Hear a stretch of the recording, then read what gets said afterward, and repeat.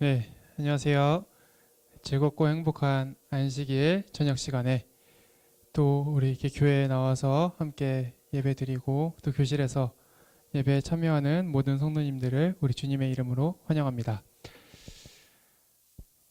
저는 오늘 여러분과 함께 평범한 사람이라는 제목으로 말씀을 나눠보도록 하겠습니다. 여러분은 여러분이 평범하다라고 생각하십니까? 어떠세요? 평범하다. 아돌프 아이히만이라는 사람이 있습니다. 여러분 아시는 사람인가요? 아돌프 아이히만. 이 사람이 누구냐면 독일 나치스 친위대 중령이었고요. 국가안보경찰본부 유대인 담당 과장이었습니다. 그리고 유대인 이주국 책임자였으며 유대인 문제를 최종적으로 해결하는 그 정책 결정 회의에 참석했던 사람이어서 그 회의에서 유대인들을 우리가 앞으로는 멸절시키자라는 그 회의에 동의를 한 사람이고요. 그 다음에 유대인들을 유럽 각지에서 폴란드 수용소, 그 중에 유명한 게 아우슈비츠 수용소도 있죠. 그 폴란드에 있는 수용소로 이송하는 최고 책임자였습니다. 이 아돌프 아이히만이 하는 가장 중요한, 그러니까 자신의 역할이 무엇이었냐면 어떻게 하면 효율적으로 더 많은 유대인들을 더 빨리 수용소로 잘 보낼 수 있을까를 고민하는 사람이었습니다. 그리고 그 일을 굉장히 잘한 사람이었어요. 자신이 총 500만 명이 넘는 유대인들을 폴란드에 있는 수용소로 이송했다라는 것에 자랑스러워하는 사람이었습니다. 1960년 5월 이스라엘 정보기관 모사드에 체포되어서 이스라엘에서 공개 재판 후에 1962년 6월 1일 교수형을 당했습니다. 그런데 이스라엘에서 열려진 그 공개 재판 당시에 그는 자신이 유대인을 박해한 것은 상부에서 지시해서 어쩔 수 없이 행해진 일이었다라고 이야기를 합니다. 여러분 홀로코스트라고 이야기를 하죠. 홀로코스트, 다른 말로 하면 유대인 멸절 정책입니다. 그 사람들은 학살이란 용어를 사용하지 않아요. 멸절이라고 말합니다. 그래서 유대인들을 아예 없애버리자. 그 홀로코스트, 이런 행동은 여러분 어떤 사람들이 할 수 있는 행동일까요? 우리가 생각하기에는 한 사이코패스 정도는 돼야지 그런 일들을 감행할 수 있는 사람일 것처럼 여겨집니다. 정신병자인 것 같아요. 애초에 뭔가 사상적으로 문제가 있을 것 같은 사람이라고 여겨집니다. 그런데 이 아돌프 아이히만의 재판을 앞두고 수많은 정신과 의사와 심리상담가 전문가들이 이 아돌프 아이히만과 상담을 거쳐서 내린 결론은 무엇이었냐면 그는 지극히 정상적인 사람이었고 지극히 평범한 사람이었다라는 결론을 내리게 됩니다. 실제로 재판 당시 6명의 재판관들이 그를 정상으로 판정했고 그 중에 한 명은 적어도 그를 진찰한 후에 내 상태보다도 더 정상적이다라고 탄식했습니다. 또 다른 한 명은 그의 아내와 아이들, 어머니와 아버지, 형제 자매, 그리고 친구들에 대한 그의 태도, 그의 모든 정신적 상태가 정상일 뿐만 아니라 심지어 바람직하다라고 이야기를 했어요. 그를 정기적으로 방문한 성직자는 아이히만에 대하여 매우 긍정적인 생각을 가진 사람이다라고 발표하였습니다. 여러분, 아이히만 그 생각조차 하기 싫은 그 끔찍한 짓을 저지른 사람이 어떤 사람이었다고요? 그냥 지극히 정상적인, 심지어 일반적인 나보다도 더 정상적이고 평범한 긍정적인 사람이었다라는 것이죠. 이 아이히만은 정신병자가 아니었습니다. 그는 철저한 정상인이었죠. 오히려 그는 성실한 사람이었고 완벽히 자기가 해야 할 일을 잘하기 위해 노력하는 사람이었습니다. 예루살렘의 아이히만이라는 책을 쓴 한나 아렌트는 이렇게 기록했습니다. 그는 아주 근면한 인간이다. 그리고 이런 근면성 자체는 결코 범죄가 아니다. 그래서 이 아이만이 공개 재판장에서 수많은 사람들에게 재판관 앞에서 계속해서 주장했던 한마디 말이 있는데 그 말이 무엇이었냐면 그는 매 순간 이렇게 이야기를 했습니다. 나는 죄가 없다. 여러분, 아이히만은 죄가 있을까요? 없을까요? 어떤 것 같으세요? 여러분이 생각하기에 여러분들의 가치관으로 그를 판단했을 때 그는 죄가 있을까요? 없을까요? 당연히 있죠. 그죠? 그런데 사실 제대로 따지고 보면요. 그의 고백, 나는 죄가 없다라고 말하는 그 고백이 맞는 말이에요. 왜 그런지 설명을 해드리겠습니다. 아이히만은 독일 군대의 군인이었습니다. 그렇죠? 그리고 독일 군대의 군인이 상부의 명령을 따르는 것이 죄가 될 수 있을까요? 없을까요? 독일 군인이 독일 군의 지시를 받고 시키는 대로 하는 것이 죄가 될 수 있을까요? 없을까요? 그의 뻔뻔함은, 나는 죄가 없다라고 말하는 그의 뻔뻔함은 바로 여기서 나옵니다. 아니, 뻔뻔함이 아니라 오히려 당당함이라고 이야기하겠죠. 그는 자신이 오히려 임무를 철저하게 완벽하게 완수해낸 유능한 군인이었다라고 자기 자신을 평가하면서 나는 죄가 없다라고 이야기를 합니다. 심지어 자신의 이제 사형장에 끌려가면서도 이제 되게 많은 경우에는 교수형에 처할 때는 복면을 써서 얼굴을 가려주거든요. 그런데 나의 얼굴을 가리고 있는 이 복면을 치워달라. 그리고 내 팔과 다리를 조금 느슨하게 묶어서 내가 당당하게 사형장 앞에 걸어가서 당당하게 죽음을 맞이할 수 있게 해달라라고 이야기하며 그 교수형대 앞에서도 그는 이렇게 이야기합니다. 나는 죄가 없다.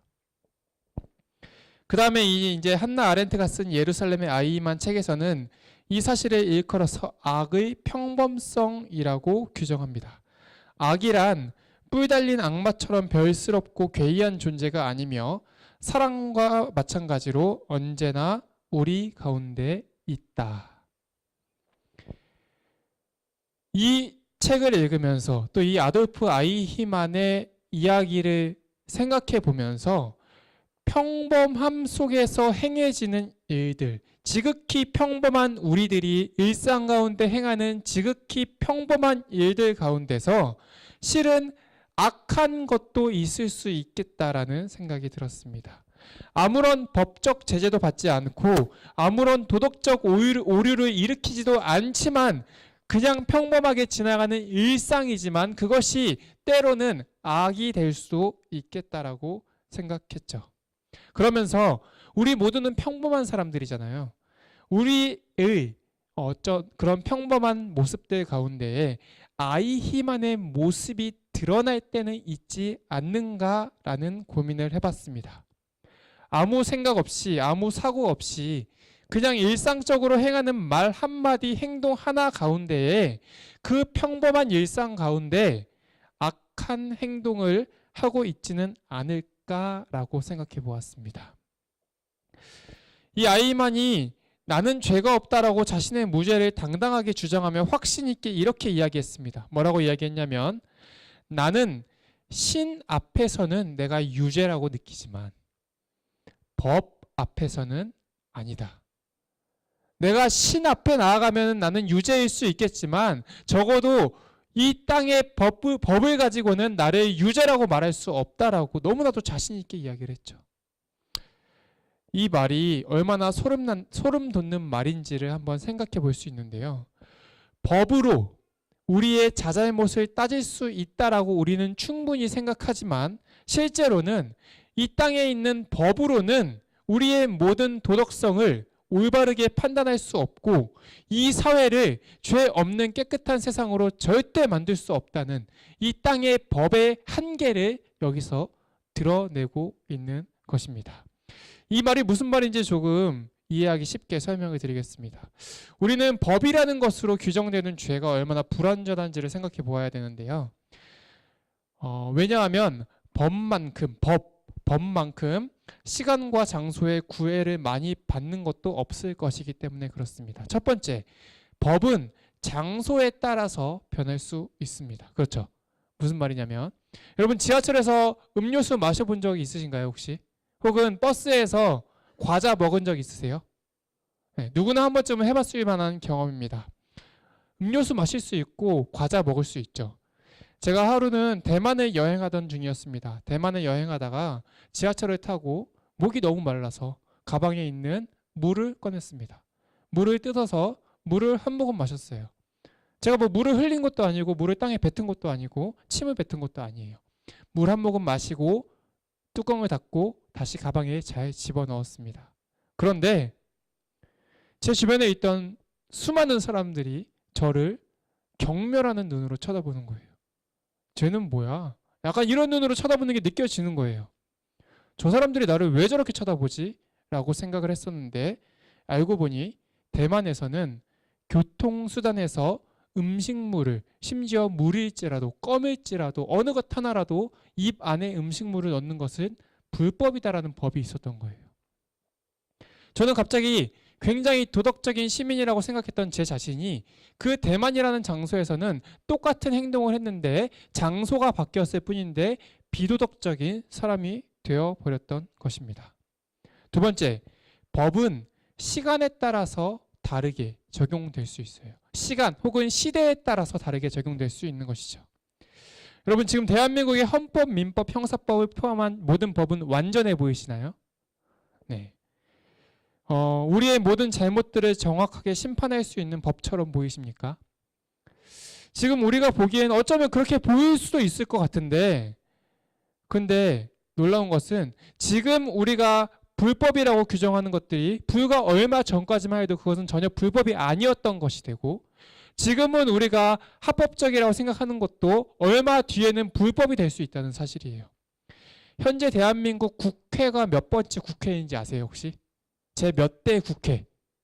지금은 제 21대 국회입니다. 2020년 5월 30일부터 21대 국회가 시작됐죠.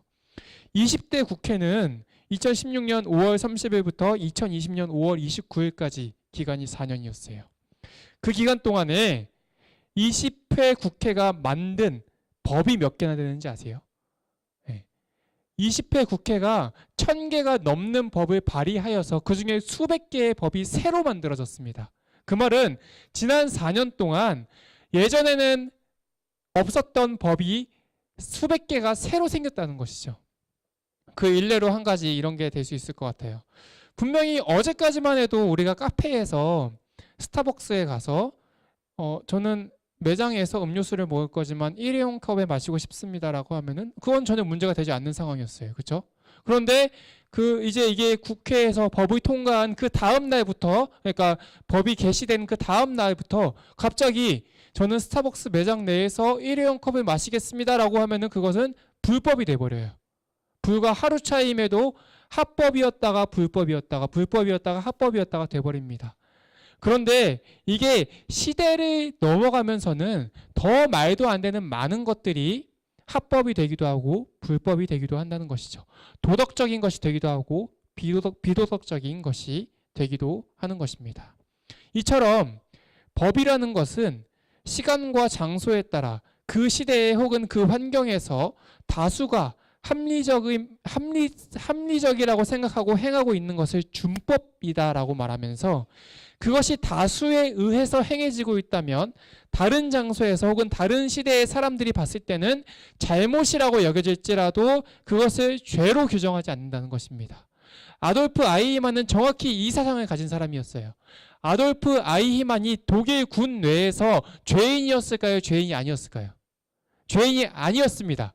그 이유는 무엇이냐면 법은 시대와 장소에 영향을 받고 대다수의 사람들이 준수하는 방향대로 바뀔 수밖에 없기 때문이죠.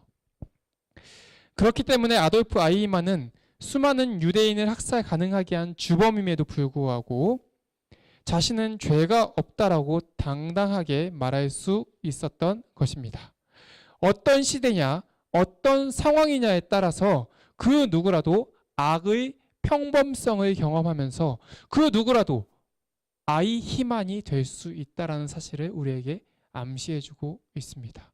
어쩌면 대한민국에서 21세기 지금 우리가 아무렇지도 않게 행하고 있는 그러한 것들이 나중에 후대에 봤을 때는 굉장히 비도덕적이고 몰상식한 행동을 하는 사람처럼 보일 수도 있다라는 것이죠. 여러분, 집에서 마당에 개를 키우는 집이 있죠. 그 개를 키울 때 어떻게 키우죠, 여러분? 마당에서 개 키울 때는 목줄을 묶어가지고 묶어두죠.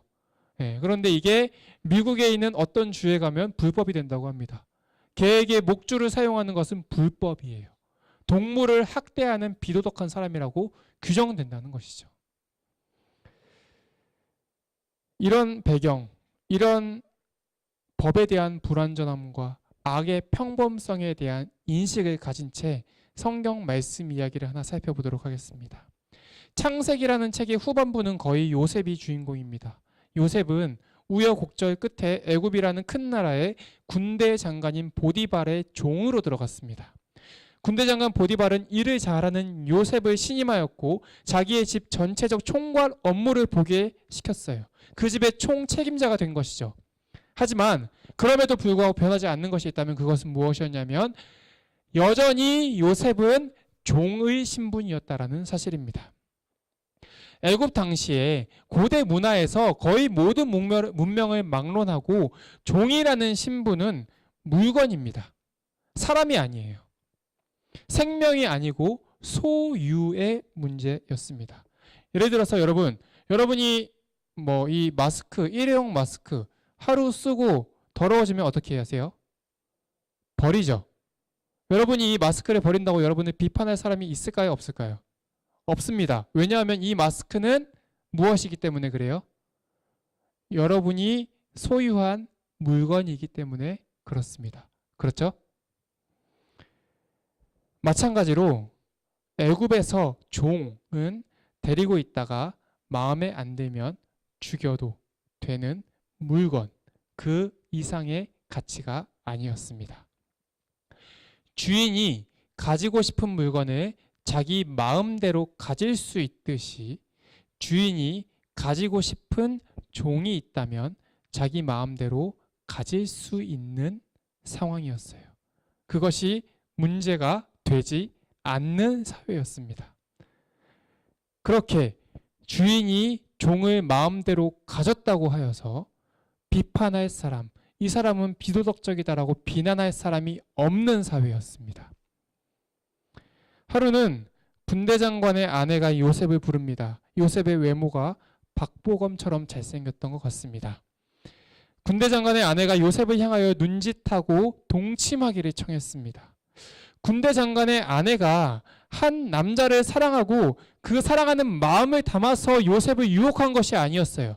그냥 내 물건 중에 하나가 좋아 보여서 내가 좀 가까이 두고 싶다라는 표현을 한 것입니다. 여러분, 이 군대 장관의 아내는 종에게 너 일로 와, 내 거 하자 하면은 당연히 내 거가 되는 분위기에서 그거를 청한 것입니다. 문제가 될 게 없는 상황이에요. 물론 그 남편과의 관계에서 문제가 생길 수는 있을지 모르지만 사회적으로는 전혀 비도덕적이지 않은 문제였다는 것이죠. 이런 상태에서 요셉이 그 주인의 아내의 요청을 거절하는 것이 잘하는 것일까요? 잘못한 것일까요? 여러분 어떻게 생각하세요?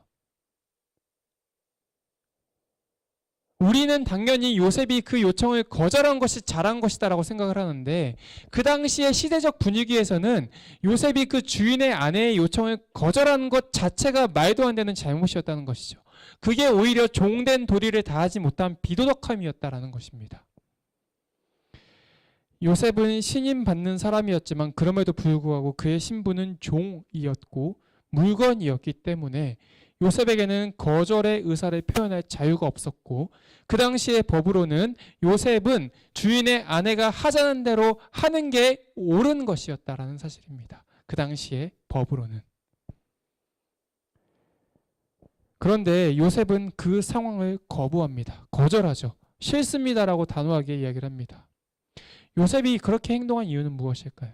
그것이 그 사회에 비도덕한 일이었고 불법적인 행동이었음에도 불구하고 분명히 문제 소지가 있음에도 불구하고 왜 요셉은 그 주인의 아내의 청을 거절하는 물건이 되었을까요?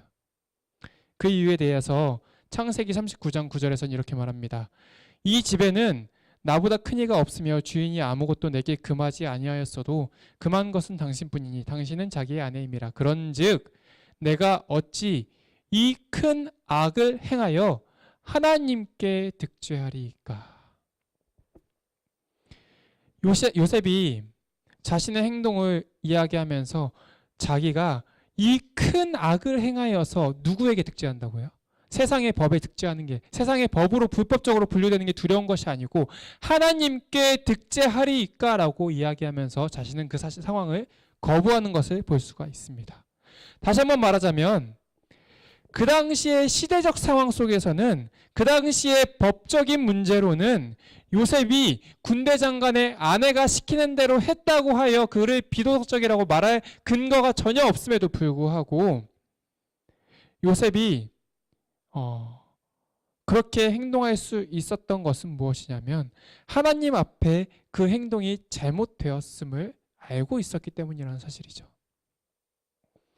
여기서 우리는 아이히만의 사고와 요셉의 사고의 공통점을 찾을 수 있습니다. 감히 공통점을 찾으면 안 되는 사람인데 공통점을 찾을 수가 있더라고요. 그것은 무엇이었냐면 아이히만은 이렇게 고백합니다. 나는 신 앞에서는 유죄라고 느끼지만 법 앞에서는 아니다. 또 요셉은 이 큰 악을 행하여 내가 어찌 하나님께 득죄하리이까 라고 이야기를 했죠. 이 두 가지 말을 비교해서 보면요, 아이히만도 그리고 요셉도 둘 다 자신의 행동이 비록 법적으로는 아무 문제가 없을지라도 신 앞에서는, 하나님 앞에서는 문제가 있음을 고백하였다는 사실입니다. 이 대사들 앞에서 우리는 한 가지 결론을 내릴 수 있는데요. 세상의 그 어떤 법도 우리 인생에서 정확한 정의와 도덕적임을 규정할 수 없을진데 오직 한 가지, 신 앞에서, 하나님 앞에서는 우리가 그것을 정할 수가 있다는 것이죠. 우리가 한 가지 기억할 것은 무엇이냐면 이 세상의 법, 그것에 앞서서 하나님의 법이 있다는 사실을 기억해야 합니다. 세상의 규칙, 그것보다 더욱 중요하고 가치 있는 하나님의 규칙이 있음을 기억해야 합니다. 사회적 윤리, 도덕성, 그것보다 더욱 완벽하고 완전한 하나님의 도덕성이 있음을 우리가 기억해야 하는 것입니다. 우리의 일상 가운데 윤리적으로, 도덕적으로, 준법적으로 고민이 되는 상황이 발생한다면 주저하지 말고 하나님께서는 뭐라고 말씀하시는지, 하나님께서는 어떻게 하라고 하셨는지, 예수님은 이 상황에서 어떻게 하셨을지를 고민해 보아야 할 것입니다. 때때로 그것이, 정말 때때로는 세상에서 정한 법과 일치하지 않을 경우도 있을 수 있어요. 그러할진데 우리는 세상의 법보다 우선적으로 하나님의 법을 따를 필요가 있습니다. 왜냐하면 그것이 더욱 고귀하고 완벽한 것이기 때문에 그렇습니다. 세상의 법은 비록 시대에 따라 변하고 상황에 따라 변하고 장소에 따라 변할지 모르지만 하나님의 법과 원칙은 절대 불변함으로써 완전성을 가지고 있다는 사실입니다.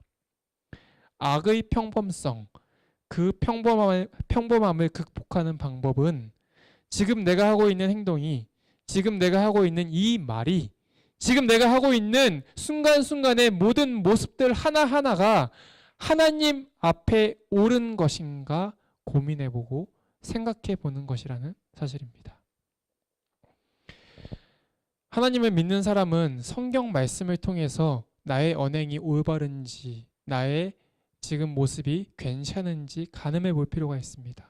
시편 119편 105절, 주의 말씀은 내 발의 등이요 내 길의 빛이니이다 말씀하신 것처럼 하나님의 말씀을 잣대 삼아 내 발의 등과 길로 삼는 것이 신앙하는 사람의 올바른 마음가짐의 찐데, 혹여 이 자리에 하나님에 대해서 알지 않고 믿지 않거나 혹은 믿고 있지만 성경에 대해 자세히 모르는 사람들도 분명히 있을 수 있을 것 같아요.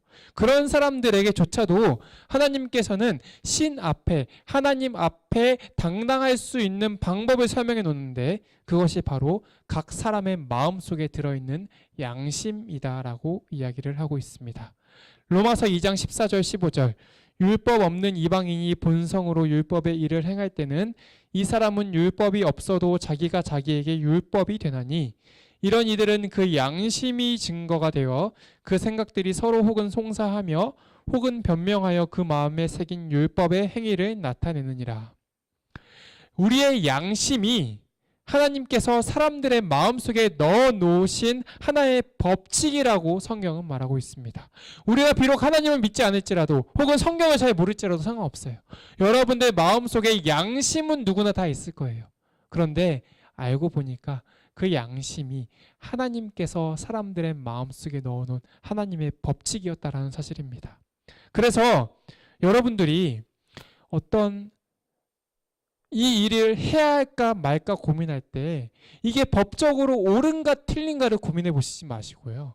여러분들의 양심에 옳은 일인가 옳지 않은 일인가를 고민하면서 그 행동을 할 수 있었으면 좋겠습니다.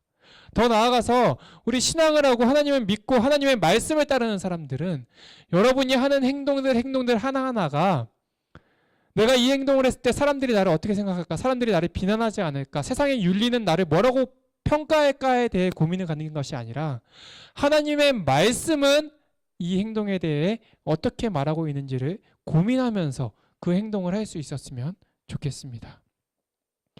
우리가 분명히 때때로 어떤 편법적인 방법을 활용하여서 교묘하게 그 상황을 이용하여서 나의 이익을 얻기 위하여 혹은 나의 편리함을 찾기 위하여서 어떤 행동들을 할 수가 있어요. 그리고 여러분들이 만약에 그 행동들을 한다고 했을 때 여러분은 굉장히 교묘하게 편법적으로 그 일을 했기 때문에 여러분을 벌하거나 여러분을 정학시키거나 이렇게 할 수 있는 법적인 근거가 전혀 없을 수도 있습니다. 사회에서 매장당하는 것도 아니에요. 문제가 없을 수 있어요. 하지만 만약에 그 행동이 여러분의 양심에서 여러분 마음속에서 그것이 잘못된 행동이라고 말하고 있다면 우리는 그 행동을 멈출 수 있어야 합니다.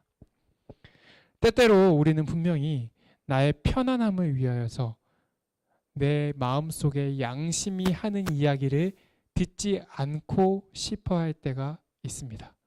저는 언제 굉장히 그 많은 시험을 봤냐면요. 식당에 가서 음식을 먹고 계산하고 나오면서 식당 카운터 앞에 있는 이쑤시개를 하나 잡아요.